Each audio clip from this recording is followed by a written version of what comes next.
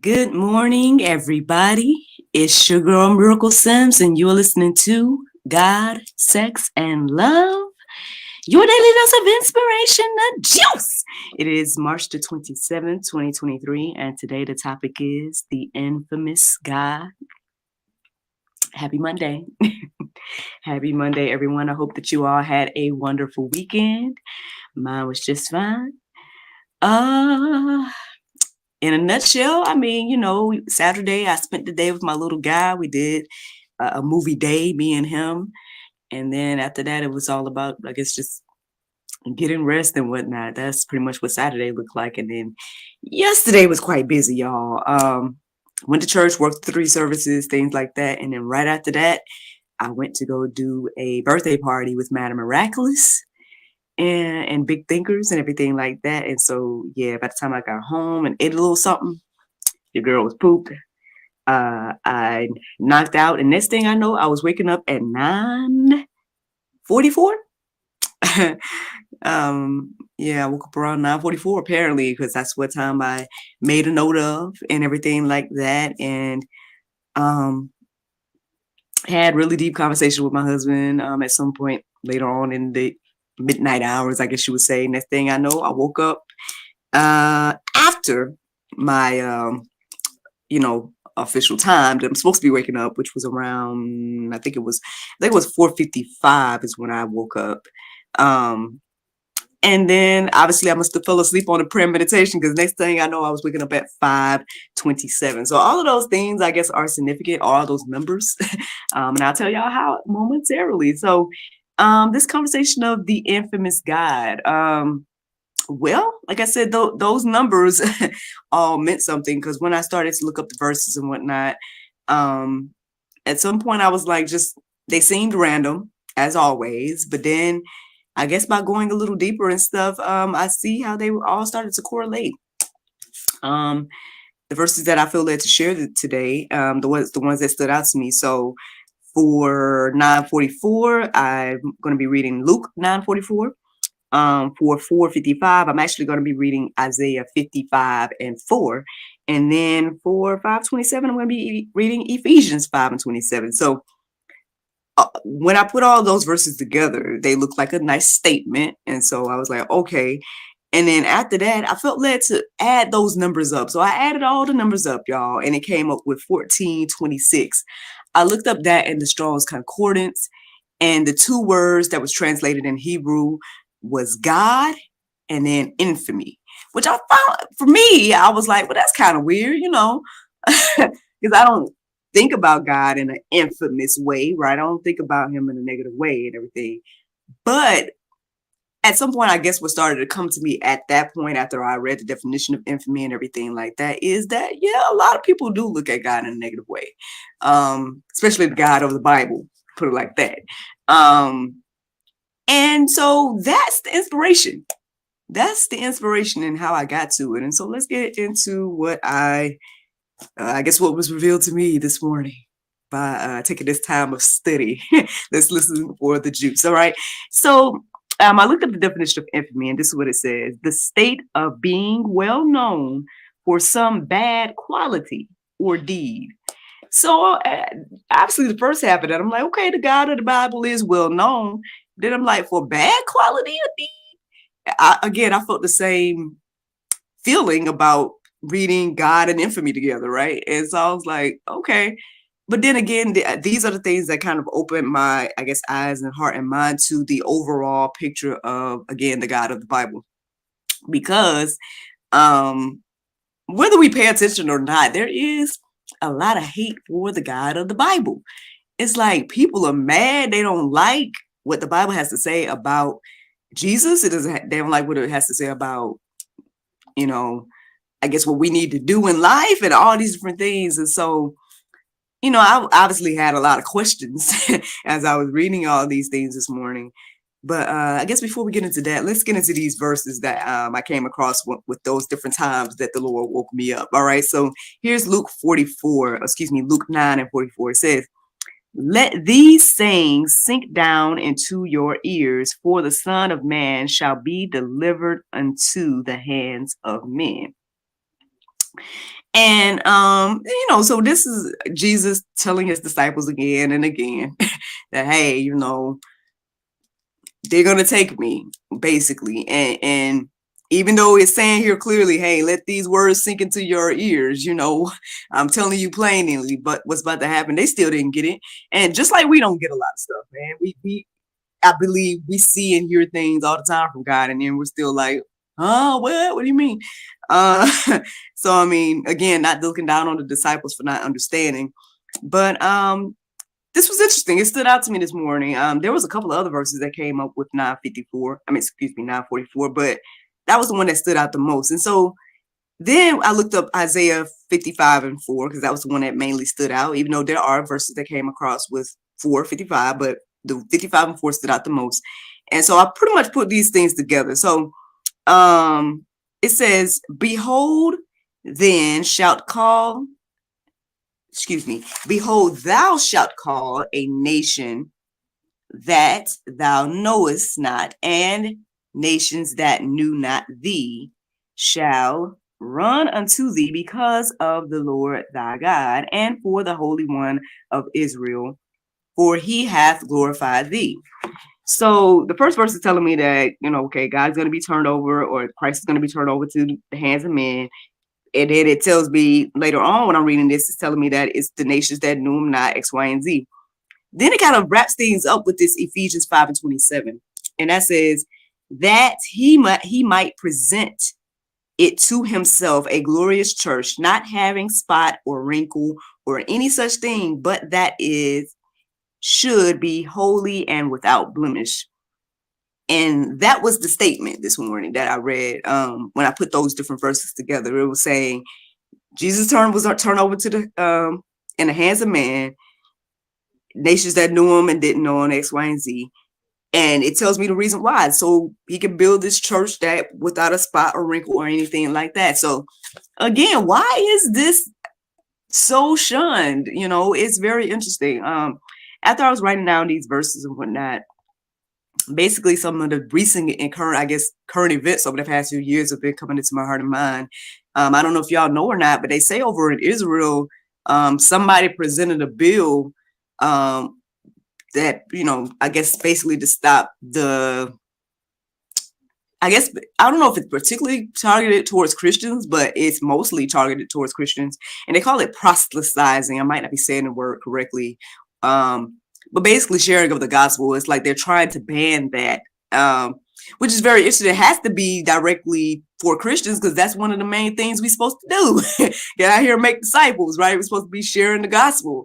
And so over in Israel, they're trying to ban that, right? They're trying to make it illegal to basically, I guess, share your faith and convert, or whatever the case is, other people that are other religions. So that's one thing that's happened recently. I know even when my husband and I was talking last night, he mentioned about that the Catholic Church have changed up some of the either they've removed or changed up like some of the 10 Commandments and whatnot.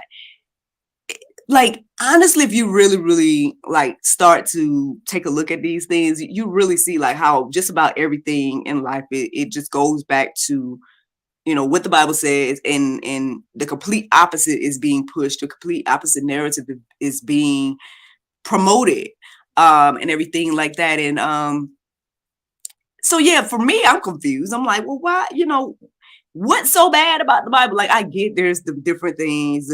Obviously, there's hot button issues that the Bible, lays out, and people take issue with those things. But outside of that, like, I mean, what's the bad when it comes to this message of Christ, right? Why is it worthy of being banned in people's hearts and minds and everything like that? Like, it's just interesting. Like, I guess you got to just really just think about these things and stuff like that. And so here are a few answers. I mean, it may not answer everything completely, but here are some verses that I came across this morning that might give a little bit, or maybe shed a little bit of light as to why some of these things are happening. John 15:18, it says, if the world hates you, know that it has hated me before it hates you. So, that might not be the exact answer of why, but maybe it'll help us understand. I mean, again, we feel offended, right? We feel, like, oh, they're coming for the faith and all this different type of stuff, but they've been coming for Christ from the beginning of time, Um, so I guess that's a nice reminder, at least, to know that, okay, well, this isn't something brand new. This has been happening. What did those people do back then to get us to where we are now? And then I guess we must just continue to do those things and follow Christ and trust them and keep the faith and whatnot, regardless. Of what the world attempts to do. Then we got John 3:20. It says, for everyone who does wicked things hates the light and does not come to the light, lest his works should be exposed. So, I mean, now I know we're in a day and age that people don't tend to care about their wicked, evil deeds. Like, they are promoting their own wicked and evil deeds, and everything like that. But for the most part, I mean, this is something that happens as well. I mean, obviously, what Christ does is expose that none of us line up. It should be a humbling thing to show us that, okay, I need Christ, because at the end of the day, I'm never going to be perfect. No matter how many times I could try to follow all the commandments, I could try to do all the things, and there'll still be a spot or blemish against me. So therefore, I need Christ in order to make it right. In order for the Lord to show me grace, mercy, and call me righteous, I need that sacrifice of what Christ did. I think that people will eventually start to get that, at least some, those, I guess, that God has called, start to understand and get that. And then, they're able to receive the gift. However, there are plenty that don't, and everything. And I guess if we're at the point of what they call it, oh man, I forgot the name of the phrase or how it's said, but it's like basically an unrepentant heart, or a mind that is, man, it's like, I feel like it's on the tip of my tongue. I can't think of that phrase, but basically an unrepentant heart. Like if you're someone, for example, that you go through life and you don't feel bad for any of the things you do wrong, like you can kill without remorse, you can steal without remorse, any of these things, then oh man, I felt like it was coming to me. Sorry, but yeah, I mean, there's a phrase for you and there's a representation for you, and that shows that at the end of the day, those type of hearts and minds are not godly. I'll put it like that. I mean, and it's unfortunately like an antichrist heart and mind to have. And so if you still have that inkling inside of your heart and everything like that, if you're convicted and things like that, I mean, that shows that at least God is still working with you, for you, and through you. And this grace and mercy still can be extended to you, and it's available for all. Can we just put that on the table? That's what, to me, when I get into the Word of God, it shows me that this message is for everybody, not just for this group versus this group. I know we like to separate ourselves, but the Bible, when you really get into it, it says this message of Christ is for everyone, man or woman, children, any race, any person, like anybody, even if you don't believe it, it's for you as well, right?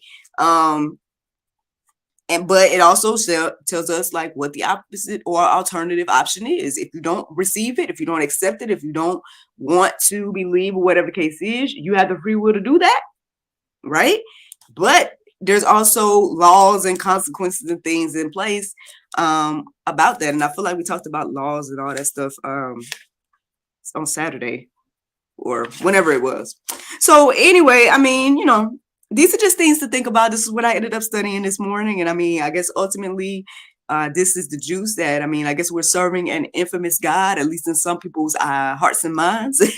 They want to see all the bad in God, and they don't want to believe, again, that his way is perfect and all these different things.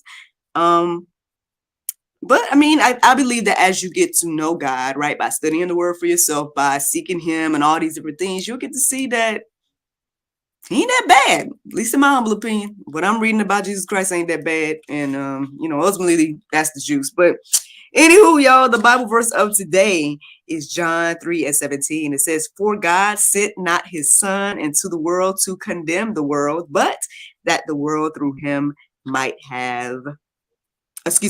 be saved." Friends, I hope you all enjoyed this juice this morning.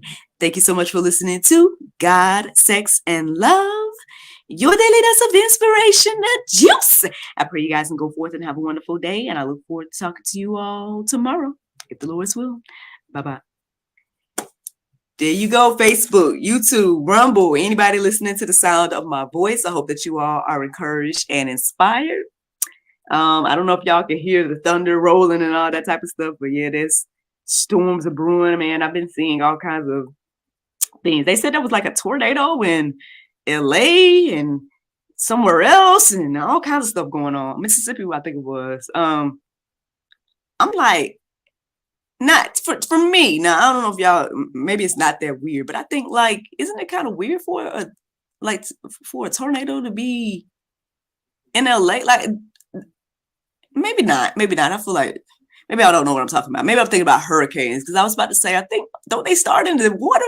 But no. Tornadoes, I guess, can happen like just on land, right? Either way, man, praying for those individuals that are dealing with all of that and, and everything like that. I mean, thus far around these parts, it's just been, rainy, but I feel like it's been much warmer over the past few days around here as well. So yeah, but I hope y'all have a wonderful, wonderful day. And yeah, I look forward to talking to y'all tomorrow, if the Lord's will. Bye-bye.